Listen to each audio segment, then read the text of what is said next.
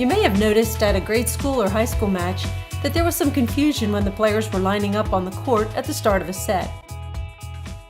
Part of the confusion may stem from the fact that USA Volleyball, NCAA Women, and the National Federation of High School Associations each have their own rules, lineup sheet, and score sheet, which makes transitioning between them challenging.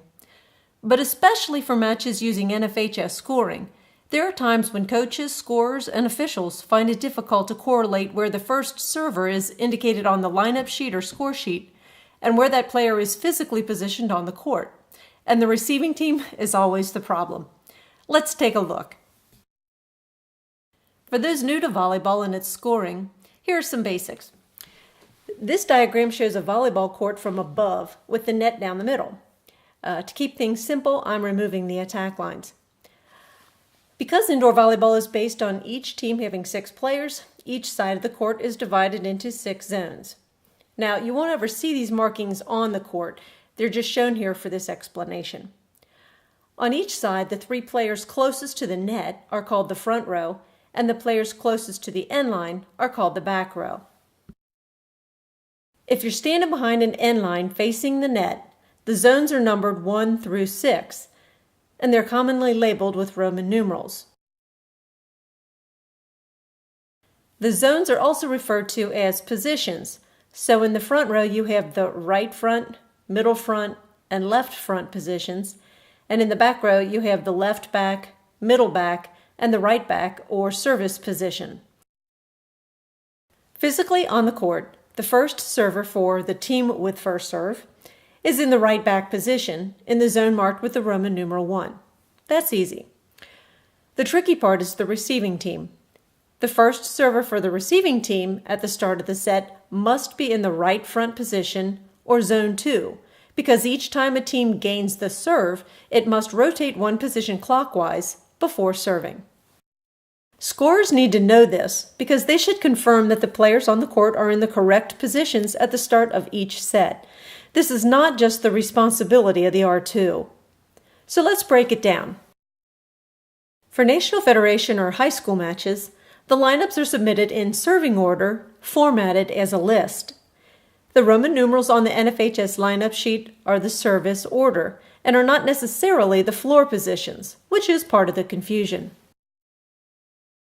The NFHS score sheet lists the servers vertically, and the lineups are designed so that the scorer can transfer the list of players directly from the lineup sheet to the score sheet, regardless of whether the team is serving first.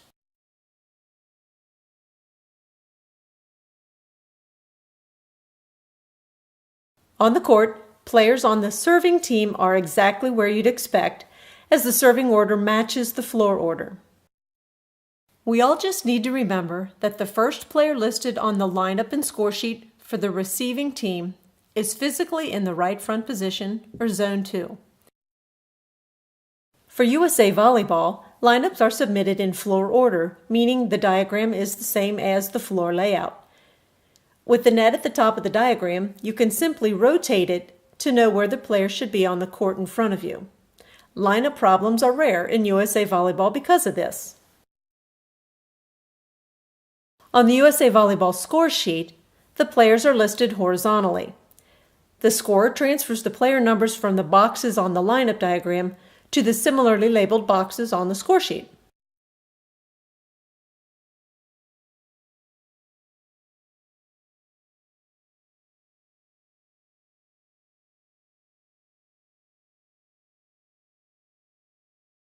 In USAV scoring, the receiving team starts the set with an X in the exit score box for the player in position 1 to indicate that they are not the first server.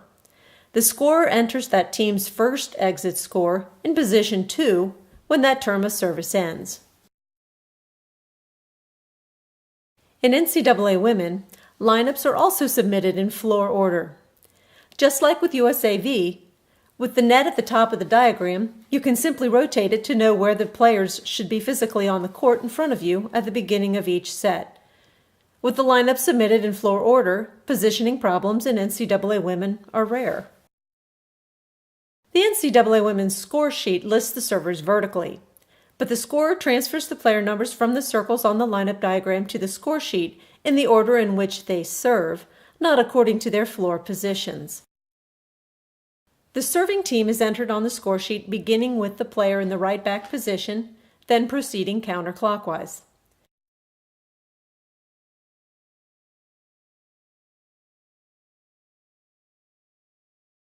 The challenge is that for the receiving team, the scorer must enter the lineup on the score sheet beginning with the player in the right front position, then continue counterclockwise to enter the entire lineup.